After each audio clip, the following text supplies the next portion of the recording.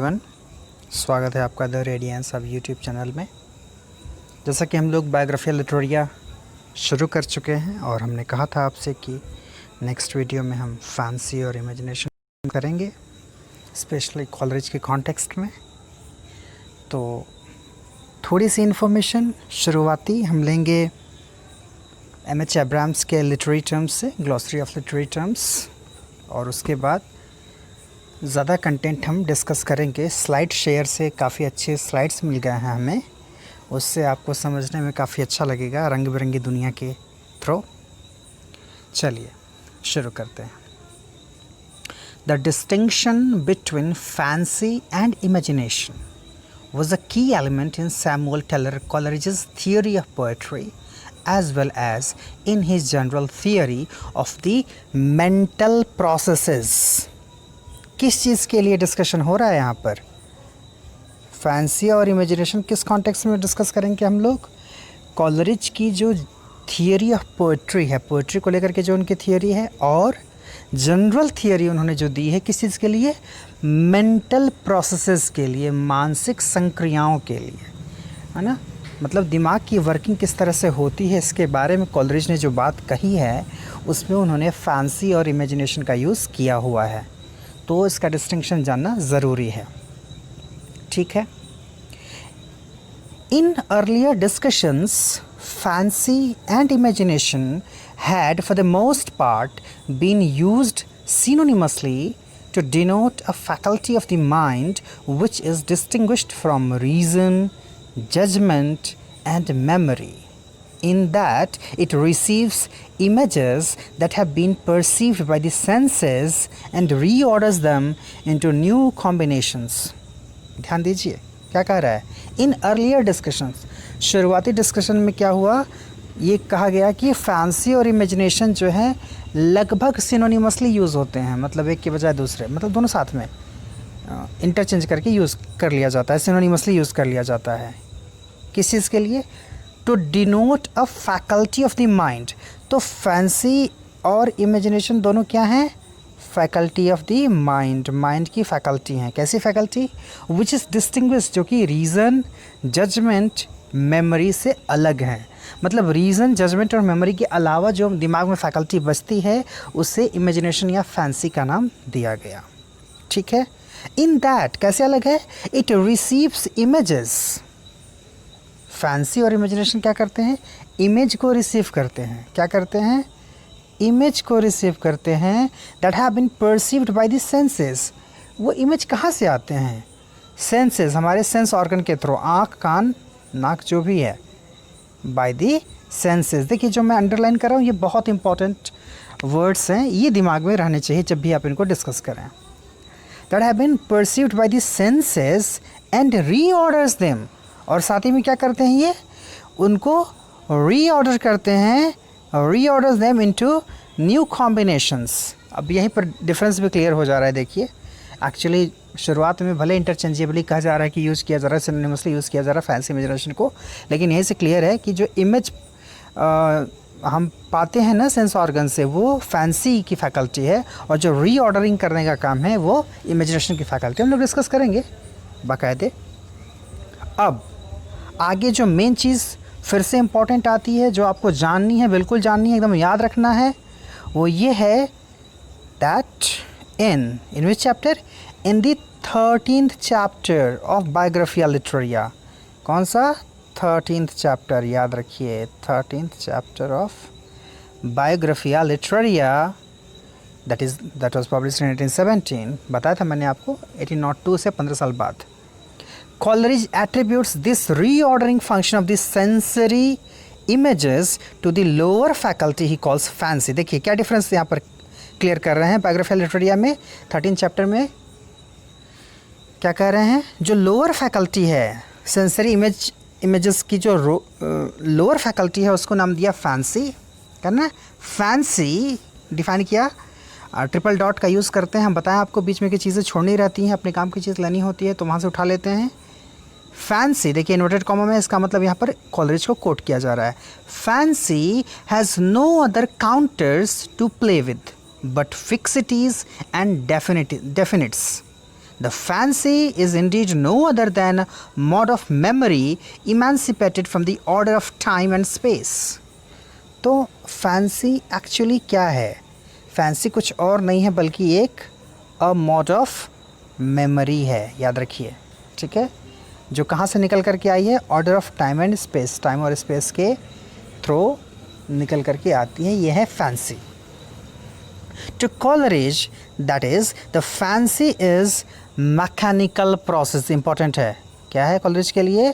Fancy एक mechanical process है, मतलब मशीनी, मैकेनिकल, वो अपना काम उसका करते रहती है वो, ठीक है, उसमें कोई एफर्ट लगाने की ज़रूरत नहीं, वो मैकेनिकल है. Which receives the elementary images, शुरुआती इमेजेस रिसीव करने का काम करती है fancy. The fixities and definites which come to it readymade from the senses. देख रहे हैं, सेंसेस के सामने ये रेडीमेड, वही कपड़े खरीदने की बात है. एक कपड़ा है, आप मशीन का सिला हुआ कपड़ा जो दुकान पर बिक रहा है उसका बोलते हैं रेडीमेड कपड़ा, और एक जो आप कपड़ा खरीद करके सिलवाते हैं दर्जी से, तो वहाँ पर इमेजिनेशन का वर्क होता है. हालांकि अगर आप थोड़ा सा पीछे जाएंगे तो बोलेंगे रेडीमेड कपड़े में तो इमेजिनेशन लगा है, लेकिन अगर इन दो को कंपेयर आप करते हैं, एक सीधे सीधे कपड़े का सेट आप खरीद लीजिए, वो फैंसी वाला काम हो गया, ठीक है, और इमेजिनेशन का काम क्या होता है? वो आपको खरीद करके सिलवाना होता है कपड़ा, ठीक है. सो elementary images, the fixities and definites which come to it ready-made from the senses and without alerting the parts. Parts को ये alert नहीं करता. Resembles them into a different spatial and temporal order. किस तरह से resemble करता है, उनसे मिलता जुलता है. Spatial बड़ा अच्छा वर्ड है, space से जुड़ा हुआ, SPACE से spatial बना है, SPATIAL. Spatial and temporal order form from that in which they were originally perceived. The imagination, however, which produces a much higher kind of poetry. और imagination क्या करता है? Much higher kind of poetry produce करता है. और यहाँ पर specially secondary imagination की डेफिनेशन दी हुई है. हमें अभी हम बाकायदे आपको फैंसी और इमेजिनेशन का डिफरेंस क्लियर करेंगे, आगे के स्लाइड्स में क्लियर होगा. यहाँ पर मेन जो चीज़ दी हुई है, थोड़ा सा एक इंट्रो के बतौर चीज़ें आप समझ लीजिए और याद भी कर लीजिए, बहुत इंपॉर्टेंट है ये. अभी जो डेफिनेशन यहाँ पर नीचे दी हुई है सेकेंडरी इमेजिनेशन की है. क्या कह रहा है कि इमेजिनेशन को कैसे डिफाइन किया है? Dissolves, diffuses, dissipates in order to recreate. बस ये लाइन बहुत इंपॉर्टेंट है. नेट में बार बार पूछता है कि ये किसके बारे में है, या तो ये जो लिखा हुआ है ना 3D करके, डिसॉल्व्स, डिफ्यूजेस, डिसिपेट्स, इसमें से एक गायब कर देता है और पूछता है कि बताइए फिल इन द ब्लैंक्स, इसमें क्या है, ठीक है. तो डिसॉल्व करता है, डिफ्यूज़ करता है, डिसिपेट करता है, क्या करने के लिए? रिक्रिएट करने के लिए. और where this process is rendered impossible, yet still at all events it struggles to idealize and unify. हर तरह से ये यूनिफाई करने की कोशिश करता है. It is essentially vital even as all objects are essentially fixed and dead. सारी चीज़ें essentially fixed और dead होती हैं, लेकिन ये थोड़ा सा vital होता है, इनको उड़ाने की कोशिश करता है, मतलब और ज़्यादा क्रिएटिव बनाने की कोशिश करता है. Coleridge's imagination, that is able to create rather than merely resemble. देखिए ये डिफरेंस है. merely resemblance का काम किसका? फैंसी का. recreate या क्रिएट करने का काम किसका? इमेजिनेशन का.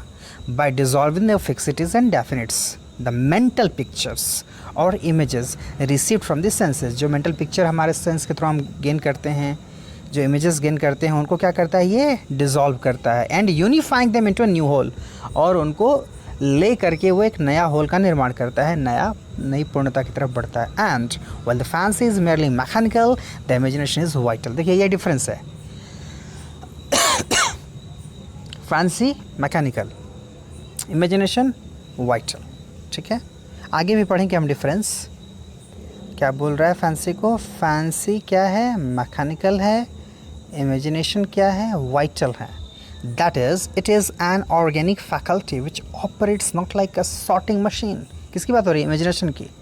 ये एक ऑर्गेनिक फैकल्टी है जो कि सॉर्टिंग मशीन की तरह काम नहीं करती, but like a living and growing plant, बल्कि एक प्लांट की तरह ये काम करता है. प्लांट में कैसे क्या होता है? उसको एक बीज आप देते हो, उसको खाद पानी मिल जाता है, धूप मिल जाती है, तो वो बढ़ कर के पौधा बनता है, फिर फूल आते हैं, फिर फल लगते हैं. रिक्रिएशन, ठीक है. तो ये पौधे वाला जो एग्ज़ाम्पल है, एक मशीन वाला एग्ज़ाम्पल फैंसी का है, ठीक है। मशीन में आप चीज़ों को डाल करके कुछ निकाल रहे हैं बाहर, वो अलग चीज़ हो गई। एक प्लांट में जो आप समय के साथ रिक्रिएशन देखते हैं वो एक अलग चीज़ हो गई। प्लांट जो है वो लिविंग एंड ग्रोइंग प्लांट की तरह से, इमेजिनेशन लिविंग और ग्रोइंग प्लांट की तरह से वर्क करता है। As Coleridge says elsewhere, the imagination generates and produces a form of its own. देखिए, जनरेट करने का काम करता है, अपने आप में एक फॉर्म क्रिएट करने का काम करता है। While its rules are the very powers of growth and production. और इमेजिनेशन का मतलब ये है प्रोडक्शन और growth. And in the 14th chapter of the Biographia, अब देखिए फिर से एक और चैप्टर इंपॉर्टेंट, ये 13 चैप्टर 14 चैप्टर काफ़ी इंपॉर्टेंट है, ठीक है।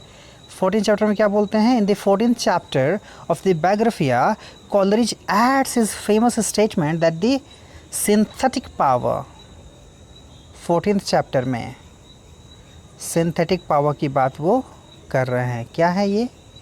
Synthetic power which is the imagination. तो सिंथेसिस का काम किसका है? ये सिंथेटिक पावर रखता है। देखिए यहाँ पर कोट किया गया है, ये कॉलरिज का टर्म है। Imagination reveals itself in the balance of और रिकॉन्सिलिएशन ऑफ अपोजिट और discordant qualities of sameness with the difference of the general with the concrete, the